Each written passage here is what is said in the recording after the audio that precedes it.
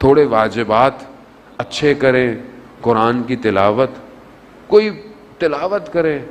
اب دیکھیں عبادتیں اپنی جگہ پر ہیں ساری، لیکن جب آپ کوئی عبادت کر کر امام کو ہدیہ کر دیں، اب ایک تسبیح پڑھ کے صلوات کی اگر آپ امام کو ہدیہ کر دیں تو امام آپ کو خالی چھوڑیں گے؟ اللہم صلی علی.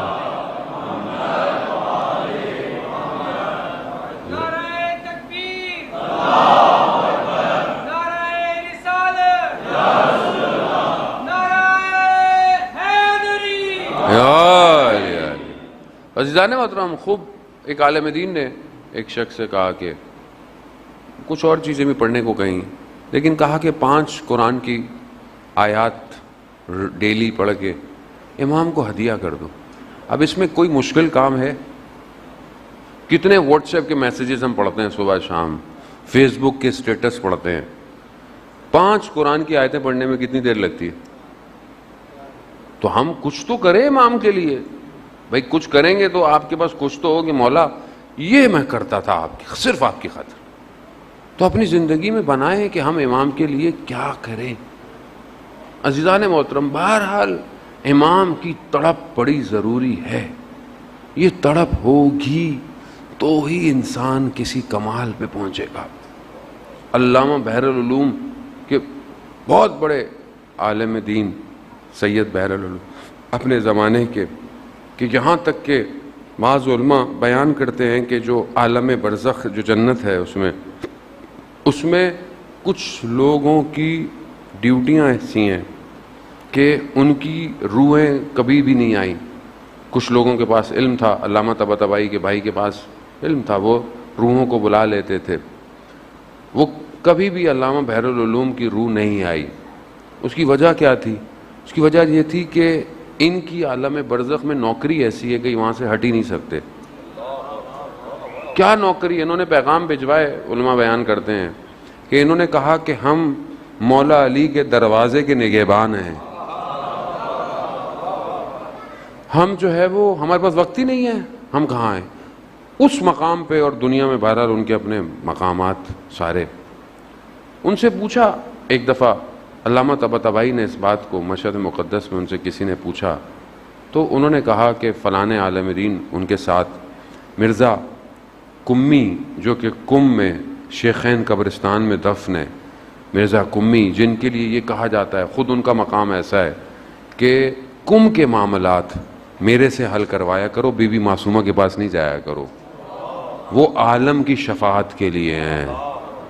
وہ ان کے ہم کلاسی تھے، ساتھ اٹھتے بیٹھتے تھے، پڑھتے تھے. یہ کہہ رہا ہے میں بعد میں گیا عتبات یعنی نجف زیارتوں پہ، تو کچھ لوگ بیٹھے ہوئے تھے. جب لوگ کم ہو گئے تو میں نے ان سے کہا کہ ہم دونوں ساتھ پڑھتے تھے، ہم مباحثی بھی تھے، لیکن جو آپ کے پاس ہے وہ ہمارے پاس نہیں. ماجرا کیا ہے؟ حالانکہ خود بھی بڑے مقام پہ تھے، لیکن جو آپ کے پاس ہے وہ ہمارے پاس نہیں. تو کہتے ہیں انہوں نے کہا کہ میری عادت تھی رات کو میں شب میں مسجد کوفہ میں عبادت کرتا تھا اور صبح جو ہے وہ درس پہ آ جاتا تھا. ایک رات میں مسجد کوفہ جا رہا تھا تو طوفان سی آندھی سی آئی اور اندر سے مجھے یہ احساس ہوا کہ مجھے مسجد سہلا جانا چاہیے. مسجد سہلا مسجد کوفہ سے پہلے ہے، جہاں انبیاء کے مقامات ہیں اور وہ وقت کے امام سے مختص ہے، مخصوص ہے. کہا میرا کھچاؤ ہوا کہ میں مسجد سہلا جاؤں. میں نے کہا نہیں میں روز وہیں جاتا ہوں، میں وہیں جاؤں گا. کہا طوفان آندھی نے مجھے موڑ دیا. میں مسجد سہلا گیا. میں مسجد سہلا میں جیسے ہی داخل ہوا اور وہاں پر میں نماز عبادت میں، تو میں نے دیکھا کہ کوئی شخص مقام امام زمانہ پہ بیٹھا قرآن کی تلاوت کر رہا ہے. کہا میں نے ایسی تلاوت کبھی نہیں سنی. اس تلاوت نے، اس چیز نے مجھے کھینچا. جب میں قریب ہوا، رات تھی، تاریکی تھی، تھوڑا خوف بھی تھا.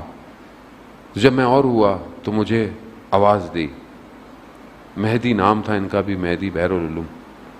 کہا مہدی ہمارے قریب آؤ. کہا میں تھوڑا سا آگے بڑھا، کہا دوبارہ کہا کہ ہمارے قریب آؤ، کہا میں تھوڑا اور آگے بڑھا، تو امام تھے، امام نے فرمایا کہ دیکھو ادب کا تقاضا یہ ہے جب بلایا جائے تو آ جاؤ۔ کہہ رہے ہیں میں قریب آیا، امام نے اپنا سینہ میرے سینے سے لگایا، صدر سینے سے علم سینے کو دیا، کہا یہ سب اس عطا کی دین ہے۔ یعنی امام کہاں پہنچ گئے لوگ تاریخ میں۔ ہم بہرحال ہم خطا کار ہیں عزیزان محترم، گناہ گار ہیں، ہماری آنکھیں گناہ گار ہیں، لیکن بہرحال تڑپ تو ہونی چاہیے کہ کب دیکھیں گی یہ آنکھیں، متا ترانا و نراکا، کب آپ ہمیں دیکھیں گے، کب ہم آپ کو دیکھیں گے۔ عزیزون الیہ دعائے ندبہ پڑھتے ہیں آپ لوگ ماشاءاللہ، میں پوری مخلوق کو دیکھتا ہوں مگر آپ کو نہیں دیکھتا۔ غم نہیں ہے، افسوس نہیں ہے، پریشانی نہیں ہے۔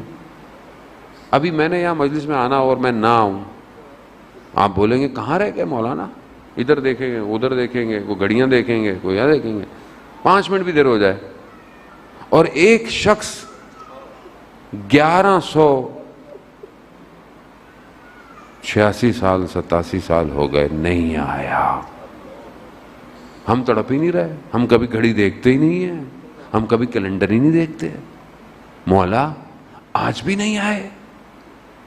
ٹائمر لگا ہونا چاہیے زندگی میں، کب آئیں گے آپ؟ یہ سب مجلسیں کس لیے ہیں، یہ محفلیں کس لیے ہیں عزیزان محترم؟ کس کے لیے؟ میرے لیے، آپ کے لیے، انجمن کے لیے، ٹرسٹ کے لیے نہیں۔ اس سب کا اصلی عزادار وہی ہے، اس سب کا اصلی صاحب وہی ہے، مالک وہی ہے۔ ہم لوگ کھوکھلے ہیں،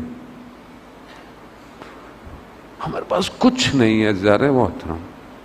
ہم جمع اس لیے ہوتے ہیں کہ شاید وہ آ جائے، کسی دن نظر آ جائے۔ کب تک یہ زندگی بغیر اس کے گزرے گی؟ یہ ستارے زندگی کے غروب ہو گئے اور وہ نہ آیا، کیا ہوگا؟ کہاں ہے وہ زندگی میں؟ بہت ضروری ہے عزیزان محترم۔ اگر امام، ہم بھی جب کم گئے تھے ہمیں بھی یہی تھا کہ شاید کم کی گلیوں میں امام مل جائے گا، لیکن ہم بھی جا کے کم میں گم ہو گئے۔